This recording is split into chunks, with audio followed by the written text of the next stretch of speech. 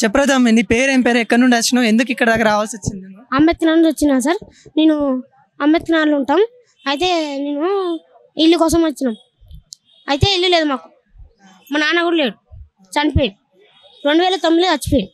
మాకు ఇల్లు లేదు, ఏం లేదు. పింఛన్ కూడా రావట్లేదు మమ్మీకి. నాన్న 2009లో చనిపోయిందా? పన్నెండు మమ్మీకి పింఛన్ రావట్లేదు. పింఛన్ రావట్లే. నేను పనికి పోయి రోజుకి 200 ఇస్తున్నా. పాతిమ సమయం షాపు పోయి చదువుకోవట్లేదు అంటే కొన్ని రోజులు చదువుకుంటున్నా, కొన్ని రోజులు పనికి పోతున్నా. ఇక అట్లా చదువు మానేసిపోతే అవుతుంది. మళ్ళా పనికి పోవాలా, ఇంట్లో తిండి కూడా వెళ్తలేదు, ఎవ్వరు పట్టించుకోవట్లేదు. అట్లా మరి ఇప్పుడు మీరు ఏమన్నా ఎట్లుంటారు, ఎక్కడ ఉంటారు? మరి మేము రెంట్కుంటున్నాం. ఏం లేదంటారా? ఏం లేదు.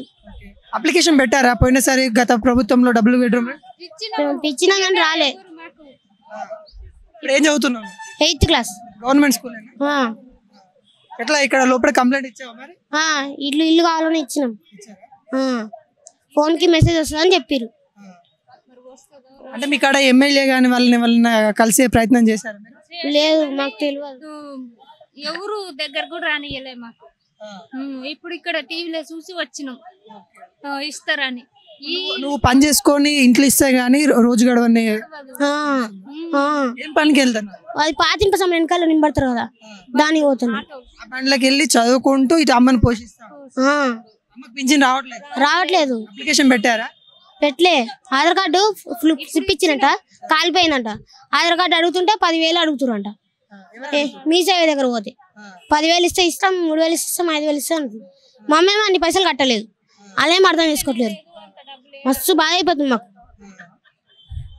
ఇప్పుడు ఇప్పుడు ఇప్పుడు ఇప్పుడు ఏమంటావు? కేసీఆర్ ఇప్పుడు మన ఈయనైతే ఉన్నాడు, రేవంత్ రెడ్డి అయితే సీఎం ఉన్నాడు కదా, ఆయనకి ఏం చెప్పదలుచుకుంటున్నాను అంటే మాకైతే ఇల్లు కావాలి సార్.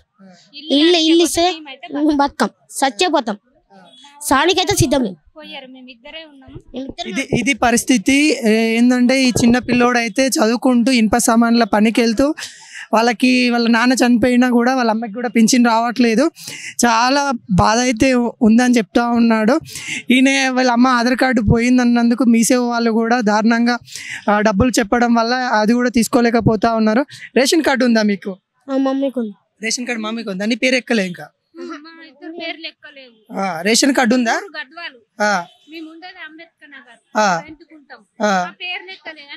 మరి ఇవన్నీ ఎక్కియరి మాకు బియ్యం వస్తాయి కదా, అడకతిన్న బతుకైంది అంటే అదే డబ్బులు. ఇక్కడ చూసుకున్నట్లయితే రేషన్ కార్డు కూడా లేని పరిస్థితి అయితే కనబడతా ఉంది. పాపం తమ్ముడు అయితే చాలా బాధ అయితే ఉంది.